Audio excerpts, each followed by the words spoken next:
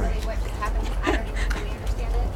Okay, so when we got to item H on the agenda, council reviewed the agenda and could make determinations about what they wanted to stay on the agenda and what they wanted to move around or remove from the agenda. And so I was listening closely for R4, which was the same gender domestic partner, benefits piece that we were, that a lot of us here were advocating for. So there's a few concerns. Chris Nickel is who made the move to remove it and table it indefinitely. What does that mean? And so it's concerning when you table something indefinitely, you basically can kill the issue. And so that's the concern. Other things that have been tabled indefinitely never come back up again. And you heard the president, Chris Kaufman, state that this may come up again. So if this comes up again, it will be because this group of people here and our family, our friends, push for this to come up again. So we have a number of different options from here for this issue. So I think it's important for folks to know that Chris Nickel made the move to table it indefinitely, and it was voted on to table it indefinitely by 5 city council individuals. The only person who voted not to table it was Amy Naraki. I cannot answer for any individual who was there about why the sponsor of the bill, of the ordinance, Sandy Daff, chose to vote for tabling it indefinitely, and I can't speak for Leroy Garcia. But I will say that it really is on all of us gathered here together to ask for accountability. Yes. Accountability is an important piece in this, and this gives us an opportunity to be able to ask for accountability from those council people, all of the council folks who are there, who voted to table this indefinitely, must be contacted, must be called, must be emailed, must be approached at the grocery store.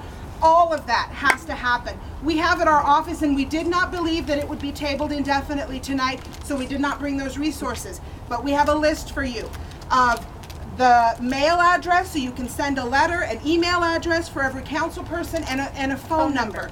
City Council provides each council person with their own phone to answer calls from their constituents. So it's really critical, even for council members who aren't in the district where you live.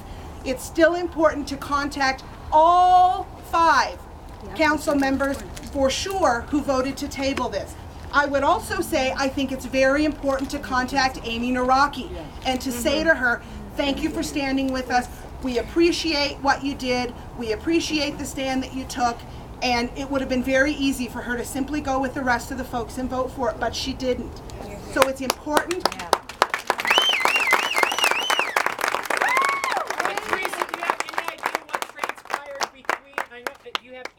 What transpired between the first round and this round? And number 2, I understand about holding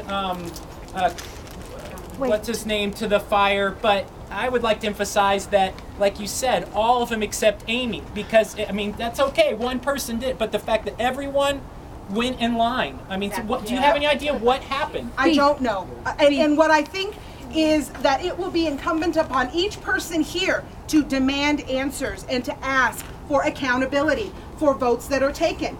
That vote is very public. That's why we have public vote, so that people can see how our elected officials are or are not representing us.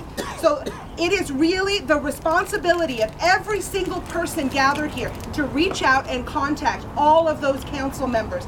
It is possible, certainly, that they didn't move forward with it because Steve Naraki is out of the country. That's a possibility. However, I think we're not going to know unless we demand accountability. And it really is our responsibility to make sure that that piece happens. It means nothing that we were here tonight if we do not demand accountability of our elected officials. Teresa, So, wait, did before- you check with the various council members prior to this meeting Yes. to confirm their votes of affirmation?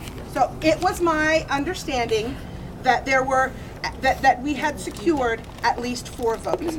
It is important to talk to those council people individually and ask for their account. We had no indication coming into this that this would be blocked and tabled indefinitely. Again, it's the fact that it's been tabled indefinitely that is of most concern to me.